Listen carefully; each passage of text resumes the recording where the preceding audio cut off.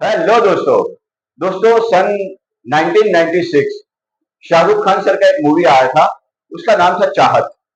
वो चाहत फिल्म से मैंने एक सॉन्ग लिया है कि उन्होंने गाया है, दिल की तन्हाई को आवाज बना लेते हैं, दर्द जब हद से गुजरता है तो गा लेते हैं। दोस्तों, यही सॉन्ग का मैं इंग्लिश ट्रांसलेशन लेके आया हूँ और इसका आपको word by word English grammar समझाने वाला हूँ। तो दोस्तों, आइए शुरू करते हैं हमारी सफर, ये सॉन्ग जो है उसका इंग्लिश ग्रामर सीखने की और उसका इंग्लिश में ट्रांसलेशन सीखने की।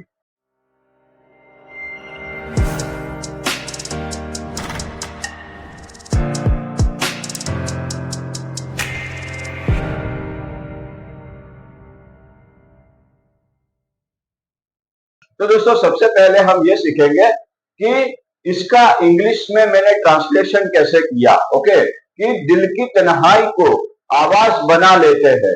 दिल की जो तन्हाई है उसको आवाज बना लेते हैं, मतलब जो है कि दिल का जो खालीपन है, जो दिल की तन्हाई है, उसको हम आवाज में तब्दील कर लेते हैं। और दर्द जो है वो एक हद से गुजर जाता है तो उसे हम गा लेते हैं। ओके, उसे हम गा लेते हैं, मतलब कि दिल की तन्हाई को आवाज बना के वो दर्द को हम गा लेते हैं। ये उसका सिंपल मीनिंग होता है। अभी ये मीनिंग जो है उस पे से हमें टेंस समझना है। देखना दोस्तों, जब भी मैं कोई ऐसा सेंटेंस लेके आता हूँ ना, तो सबसे पहले मेरा ये कंसेप्ट होता है कि आपको उसका टेंस समझना है। आपको कोई भी इंग्लिश, आपको कोई भी हिंदी सेंटेंस ऐसा कोई आता है आपके सामने कि जिसका आपको इंग्लिश में ट्रांसलेशन करना है, तो सबसे पहली जरूरत ये रहती है कि वो सेंटेंस का हमें टेंस समझना होता है। ओके, अभी ये क्या है कि दिल की तन्हाई को आवाज बना लेते हैं, ये जो शाहरुख सर ने बोला है कि उसका एक भावनात्मक अर्थ होता है कि ये जो इमोशनल फीलिंग है, ओके, ये जो इमोशनल फीलिंग है वो उनकी इमोशनल हैबिट है कि दिल की तन्हाई को आवाज बना के गा लेना। ओके, दिल में जब भी कोई दर्द ऐसा आता है तो उसे आवाज बना के गा लेना, ये उनकी एक इमोशनल हैबिट है। और जैसा कि मैंने सिंपल प्रेजेंट टेंस आपको फुल्ली सिखा दिया है, मैंने एक वीडियो बना दिया है जो आप देख सकते हो, मैंने डिस्क्रिप्शन में लिंक दी हुई है। जो एक डायलॉग था अमिताभ सर का कि हम भी वो है जो किसी के पीछे नहीं खड़े होते हैं, जहां खड़े हो जाते हैं वहीं से लाइन शुरू होती है। तो ये जो डायलॉग है ना, उसमें मैंने फुल्ली सिंपल प्रेजेंट टेंस सिखाया है। तो ये जो मैं सेंटेंस लेने जा रहा हूं वो भी एक सिंपल प्रेजेंट टेंस का है, जो कि किसी हैबिट को इंडिकेट करता है, किसी इंसान की हैबिट की और इशारा करने के लिए हम सिंपल प्रेजेंट टेंस का यूज करेंगे। ओके, हम सिंपल प्रेजेंट टेंस में सेंटेंस बनाएंगे। तो दोस्तों, इसका इंग्लिश मैंने क्या किया है वो देखते हैं कि दिल की तन्हाई को आवाज बना लेते हैं, दर्द जब हद से गुजरता है तो गा लेते हैं। तो we turn the loneliness of the heart into a voice. Okay, we turn the loneliness of the heart into a voice when pain crosses the limit we sing. Okay, अब इसका जो शब्द है वो मैं आपको बताता हूं कि इसका बाय वर्ड इसको हम कैसे समझेंगे कि वी टर्न द लोनलीनेस, हम आवाज बना लेते हैं। ओके, हम आवाज बना लेते हैं। तो वी, वी मतलब हम। ओके, वी मतलब हम। अभी ये जो टर्न है वो टर्न मतलब कि घुमाना। ओके, टर्न मतलब कि घुमाना। तो हम घुमा लेते हैं या तो बना लेते हैं। क्या? वी टर्न, हम बना लेते हैं the loneliness of the heart into a voice. Okay, दिल की तन्हाई को आवाज।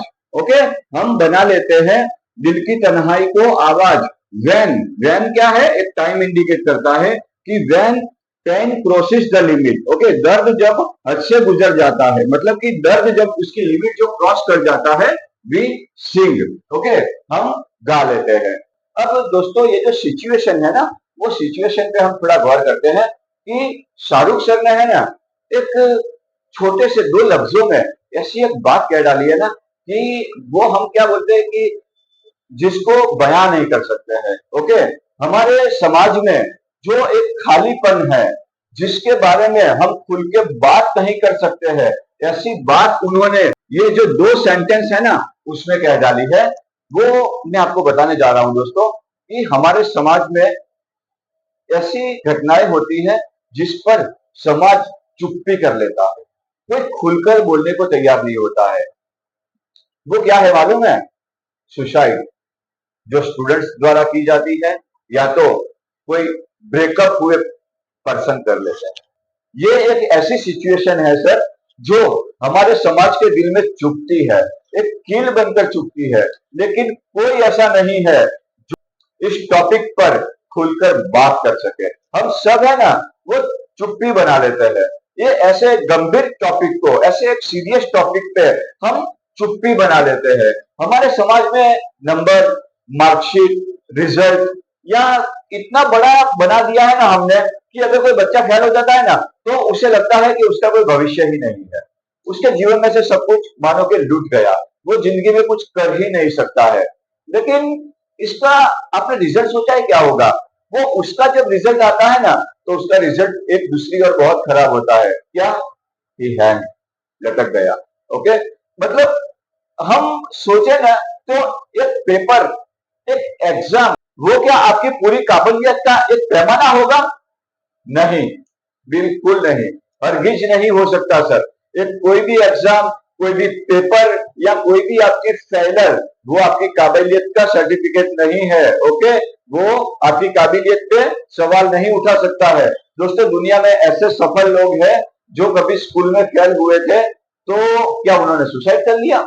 नहीं, उन्होंने एक नई कोशिश की। उन्होंने हर रात, हर दिन, दिन रात एक करके उन्होंने एक नई कोशिश की और उन्होंने जिंदगी बदल के रख दी, जिंदगी को हरा लिया।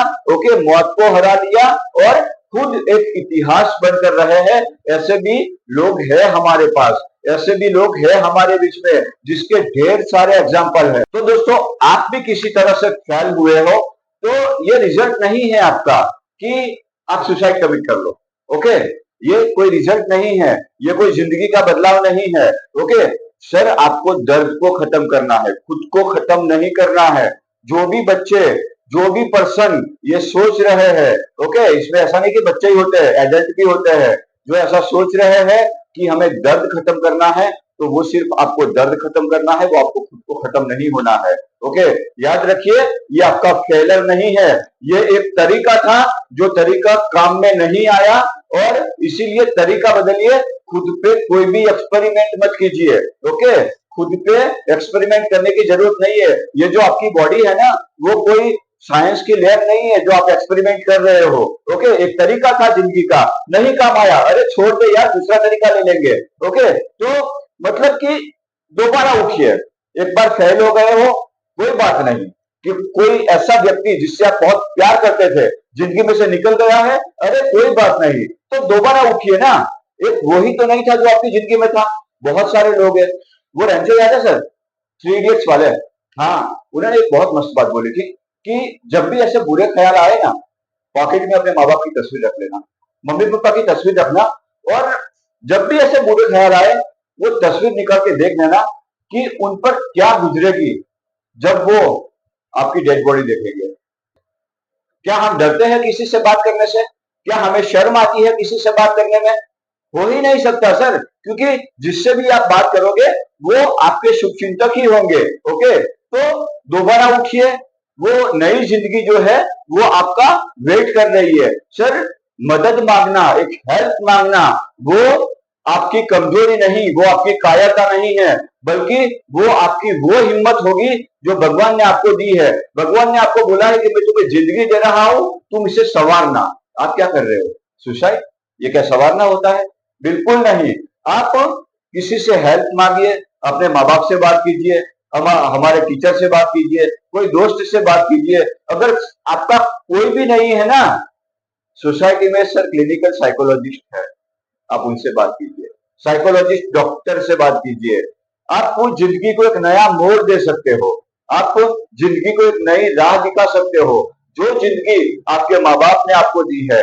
दोस्तों, आपको पता है एक माँ बाप को एक बच्चा बड़ा करने में 15 या 20 साल का करने में वो पूरी जिंदगी लगा देते हैं और आप एक सेकंड नहीं करते उसको लटकाने में, एक सेकंड नहीं सोचते हो। और रीजन क्या है? फेल हो गए, 12th फेल हो गए, 10th फेल हो गए, किसी ने ना बोल दिया, कोई जिंदगी से चला गया और आपने ये कदम भर लिया। दोस्तों सोचो उन पे क्या बीतती होगी यार। एक दोस्त है ना, एक दोस्त एक डेड बॉडी के ऊपर बैठ के रो रहा था कि साले एक बार रुक जा, दुनिया को खत्म कर दूंगा मैं तेरे लिए। ओके, ये एक दोस्त के लफ्ज होते हैं। एक माँ बाप बोलते हैं कि काश एक बार बेटे तुमने मुझसे बात कर ली होती, मैं तेरे लिए कुछ भी कर लेती।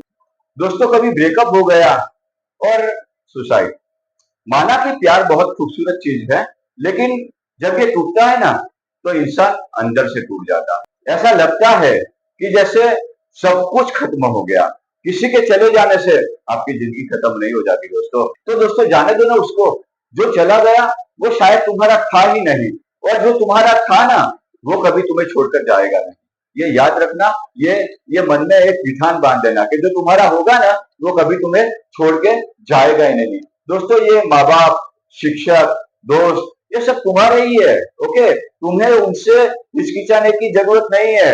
ये इसीलिए बनाए हैं ईश्वर ने, इसीलिए आपकी जिंदगी में भेजे हैं कि आप उनसे खुलकर बात कर सके। दोस्तों हर टीचर से, हर माँ बाप से मेरी एक विनती है कि ऐसा माहौल मत बनाइए कि बच्चे आपसे बात करने में हिचकिचाए या उनको डर लगे।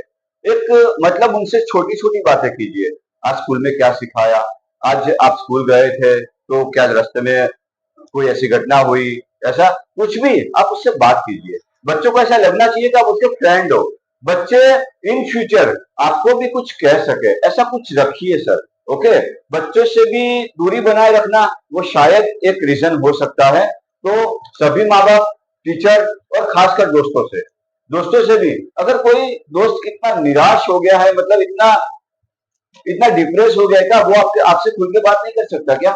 ठीक है, तो दोस्तों से भी मेरी एक गुजारिश है, इतनी विनती है कि उन लोगों को समझिए कि ब्रेकअप होने की वजह से आप उसको इंसल्ट की ओर भी ले जा रहे हो। ओके, तो उनको थोड़ा सा समझिए, हमारी भी रिस्पॉन्सिबिलिटी होती है। ये चुप्पी हम क्यों, मैंने जो चुप्पी वर्ड यूज किया है ना वो इसीलिए किया है कि उसमें 20% रिस्पॉन्सिबल हम भी है। 20% जो है वो रिस्पॉन्सिबल शायद हम भी है कि हम उनको समझ नहीं पाते हैं। हम उनसे जब वो जिंदा थे तो बात नहीं कर पाए थे। दोस्तों ये जो बच्चे हैं, मैं मानता हूं कि ये नंबर्स, ये रिजल्ट वो उनके जीवन में इंपॉर्टेंट है, लेकिन उससे भी ज्यादा इंपॉर्टेंट है उनकी लाइफ, उनका मानसिक स्वास्थ्य। अंत में मैं उन लोगों से इतने ही बात करना चाहूंगा कि जो हर बात पर कोई गलत कदम उठा लेते हैं। अंत में मैं इतना कहना चाहूंगा, आपकी जिंदगी बहुत अनमोल है दोस्तों। थोड़ा सा रुक जाइए, थोड़ा सा सोचिए, क्योंकि चीजें और वक्त हमेशा बदलते रहते हैं। चीजें और वक्त हमेशा बदलते रहते हैं। किसी से मदद मांगिए, क्योंकि मदद मांगना वो कमजोरी नहीं है, वो एक साहस है। भगवान ने जो आपको जीवन दिया है, वो जीवन को तुम अपग्रेड करने की कोशिश कर रहे हो किसी से हेल्प मांग के कि मेरा जीवन स्पॉइल होने जा रहा था, लेकिन मैं तेरे पास इसीलिए मदद मांग रहा हूं, इसीलिए हेल्प मांग रहा हूं कि मैं अपने जीवन को कुछ बेहतर बना सकूं। मैं उन सभी से कहना चाहता हूं दोस्तों कि एक पल की हार के लिए अपनी जिंदगी मत छोड़िए। एक पल की हार के लिए तुम्हें कोई हक नहीं बनता अपनी जिंदगी छोड़ने का। कोई भी असफलता आपकी जिंदगी नहीं छीन सकती है, वो आपकी जिंदगी की लास्ट फेलर नहीं हो सकती है। कोई भी ब्रेकअप आपके जीवन की कीमत से ज्यादा बड़ा नहीं होता है सर। ओके, आप सिर्फ और सिर्फ दर्द को खत्म करने जा रहे हैं, पीछे आप खुद को खत्म मत कीजिए दोस्तों। और अंत में मैं इतना कहना चाहूंगा, फिर से एक बार दोहराना चाहूंगा, आप अकेले नहीं हो। आप समाज से जुड़े हुए हो, आप अपने फैमिली से जुड़े हुए हो, आप अपने माँ बाप से जुड़े हुए हो, आप फ्रेंड से जुड़े हुए हो। ओके, तो इनका ख्याल कीजिए, इनसे हेल्प मांगिए। हेल्प नहीं मांगना है, शर्म आती है, उनसे बात कीजिए। तो एक कह आती है ना कि बात करने से बात बनती है। दोस्तों सही बात है, आप बात कीजिए किसी से, वो बात करने से ही बात पड़ेगी। ओके, वो बात करने से ही बात बनेगी, और हो सकता है कि आपकी जिंदगी एक नए रूप में निखर के वो नए से आपके सामने खड़ी हो। सॉरी दोस्तों, थोड़ा मैं राह से भटक गया था, बहुत ज्यादा ही मैंने आपको लेक्चर दे दिया। तो दोस्तों, ये जो इंग्लिश का ट्रांसलेशन है, हम उसका word by word English grammar समझते हैं कि दिल की तन्हाई को आवाज बना लेते हैं। ओके, मतलब कि ये जो दिल की तन्हाई जो मैंने आपको बताई ना अभी, उसको एक आवाज बना लो आप। ओके, और किसी के सामने गा लो। ये शाहरुख सर ने बहुत अच्छी बात की है कि दिल की तन्हाई को आवाज बना के मैं किसी के सामने गा लेता हूं। क्या होता है कि मेरा मानसिक स्वास्थ्य अच्छा रहता है, मेरी जिंदगी संवरी हुई रहती है। ओके, तो we turn the loneliness. Okay, we turn, we मतलब कि हम। ओके, वी मतलब हम, ये क्या है, एक सब्जेक्ट है। वी एक सब्जेक्ट है जो कि फर्स्ट पर्सन प्लूरल प्रोनाउन है। Okay, first person plural pronoun है जो एक सब्जेक्ट है। वी टर्न, टर्न मतलब क्या, टर्न मतलब घुमाना। ओके, टर्न मतलब घूम जाना या घुमाना।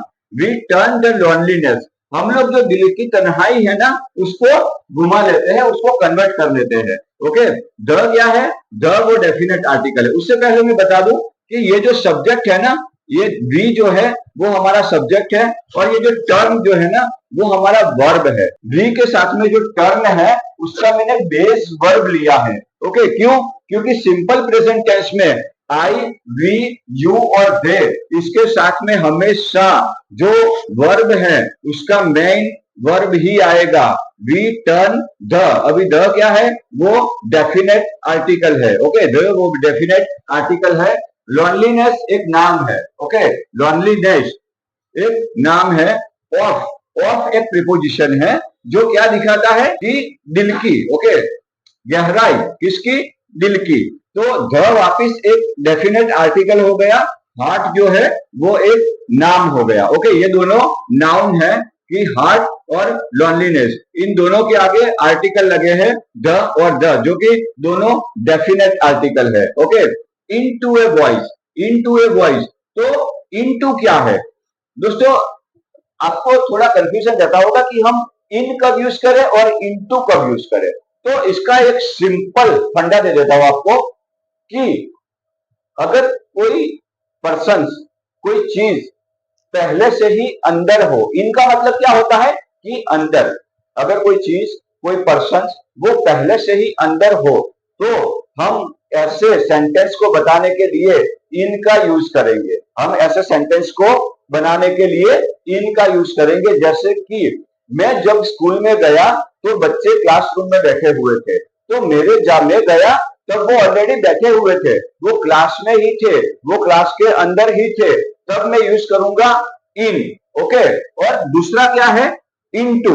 ओके, इन समझ में आ गया क्या है कि जो पहले से ही अंदर है, ऐसी चीज को बताने के लिए हम इन का यूज करेंगे। अभी इनटू क्या है, इनटू वो चीज है जो कि कुछ मोशन के साथ आगे बढ़ रही है और अपना फेज बदल रही है। ओके, कुछ मोशन के साथ आगे बढ़ना, मतलब कि जैसे एक लड़का है वो दौड़ता हुआ क्लासरूम में गया। ओके, तो वो सिचुएशन हम इनटू में लगाएंगे। Okay, the water turn into ice, पानी जो है वो बर्फ पे तब्दील हो गया।